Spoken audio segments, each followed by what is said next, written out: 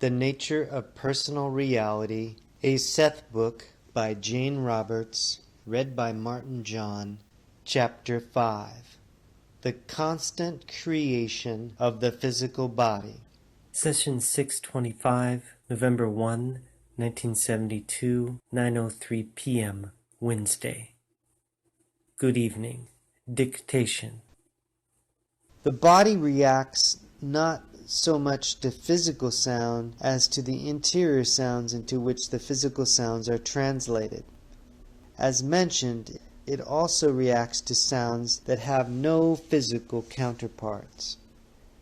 There are certain properties within the structure of the chromosomes that must be activated by specific internal sound values. If this activation does not take place, then the attributes latent within the chromosomes remain so. There are chains of influence that are actually composed of inner values of sound that thread together, as it were, the complicated interweavings of both the genes and chromosomes. I'm taking this slowly to explain it as simply as possible. These sound values are literally interwoven in an electromagnetic pattern. The sounds weave themselves through and help form this pattern. The activity of cells within the body also causes what you might call minute explosions of interior sound. The electromagnetic and inner sound patterns are impinged upon by certain kinds of light. Together, these all form the prototype upon which and out of which the physical body is formed. When you create a mental image in your mind, it is composed of the same properties just mentioned. A mental image, then, is also a pattern of internal sound with electromagnetic properties imbued with certain light values. In a sense, and a very real one, the mental image is incipient matter, and any structure so composed, combining the electromagnetic sound and light waves, will automatically try to reproduce itself in physical existence or materialization. There's a definite connection, then, with the nature of such images and the way in which your body itself is composed. Electrons, atoms, and molecules all have their independent interior sound and light values. There are definite sounds produced when messages leap from your nerve ends. It is very difficult to explain some of this, but there is invisible light then, and inaudible sound that affects your body and helps form the pattern about which it constantly emerges. The body is obviously continually created during your present lifetime, in your terms. It is not a mechanism once created, then left to fend to itself. You were not given a certain amount of life force at birth that you must use up as you go along, contrary to many schools of thought. The atoms and molecules within you are quite literally dying and being completely replaced all the time. You're being created physically each instant. Period. The body reacts to exterior sounds and to the stimuli brought to it by the physical senses.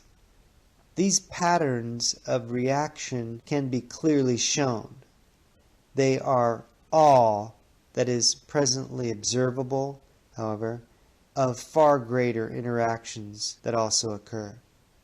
The atoms and molecules that compose your cells and your flesh, for instance, do not react to the physical sounds that you hear or to the light patterns that your physical eyes perceive.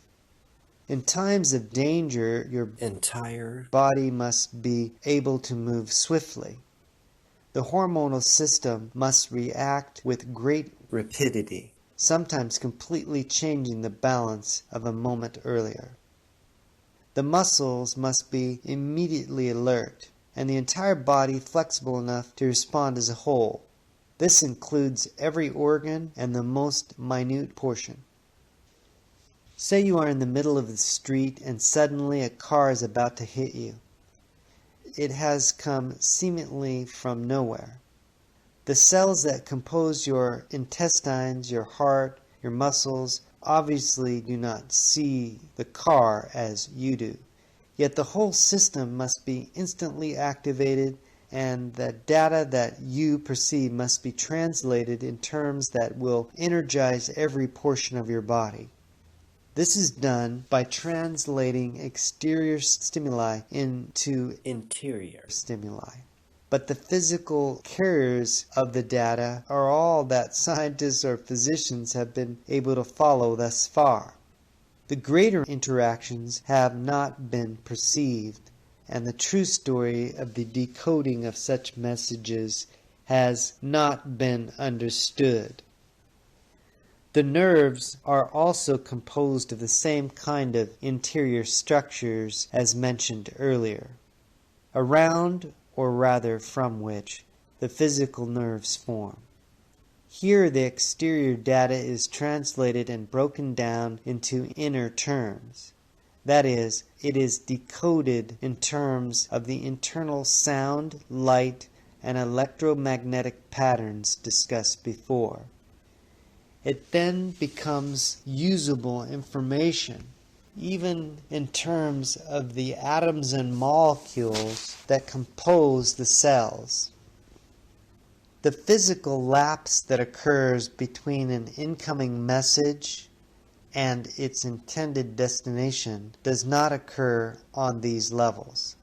The interior message gets to its destination ahead of the physical one. By the time the organism responds, the inner patterns have already reacted, and this must and always does precede any physical response to stimuli. Therefore, the invisible body pattern composed of its interior light, sound, and electromagnetic properties reacts first, and actually initiates the later physical response. There's always this translation of exterior stimuli. The perceived lapse noted by scientists is of course the physical one, caused by the time it takes the message to leap the nerve endings. The interior translation, however, is simultaneous. Now return in your mind to the situation of the near accident. That event with the car, its driver, and your own precarious position exists as another structure beside the one that you physically see.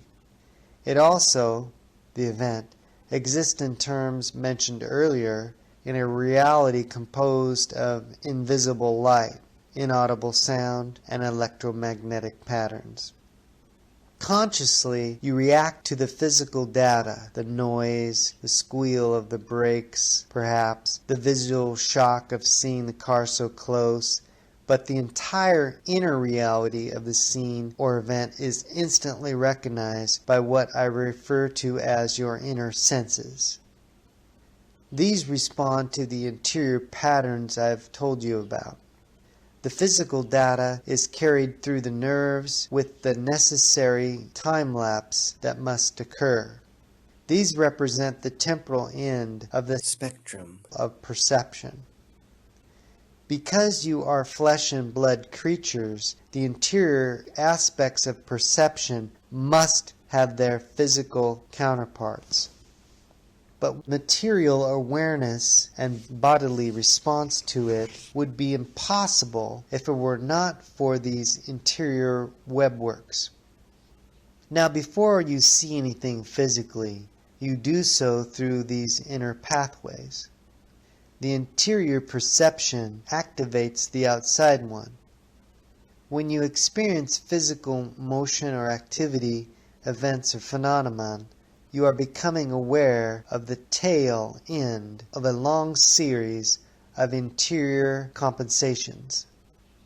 I'm saying that all exterior events, including your own bodies with their insides, all objects, all physical materializations, are the outside structures of inside ones that are composed of interior sound and invisible light, interwoven in electromagnetic patterns. Beneath temporal perception, then, each object and event exists in these terms, in patterns that interact with each other. On a physical level, you seem to be separated from everything that is not yourself. This is not true, but in your day-to-day existence it seems to be, and it is an assumption that you usually take for granted. On the interior level of which I have been speaking, all happenings and objects are connected. A movement or change in one affects others. You will physically respond to and recognize some of this alteration, as in the example of the near accident. But whether or not you are consciously aware of such activity, it changes the interior environment of your body through these inner pathways. Your own thoughts and beliefs, having the same kind of inner reality, also transform the interior environments of others. The near accident mentioned was a physical event, but it was initially a mental one. It existed in this non-temporal reality then, before, in your terms, it was physically materialized, perceived, and reacted to. It was propelled from inner reality to outward reality through belief, emotion, and imagination. Because you cannot see them, it may seem to you that these qualities are not as real, say, as an object. Physically, you can only see the results of an emotion, for instance. You cannot hold it in your hands as you can a stone. Ideas represent your psychic intent. They generate emotion and imagination. These activate the interior patterns.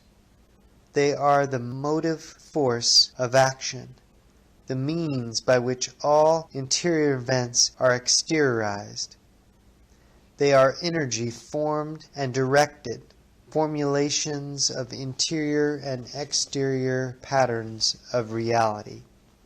They are part of the creative force from which all realities spring. Again, we run into difficulties in explanation simply because there are few verbal equivalents for what I'm trying to say.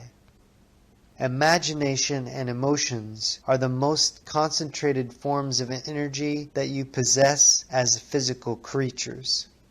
Any strong emotion carries within it far more energy than, say, that required to send a rocket to the moon. Emotions, instead of propelling a physical rocket, for example, send thoughts from this interior reality through the barrier between non-physical and physical into the objective world. No small feat, and one that is constantly repeated. You may take your break. End session. Peace, light, and love. Aloha.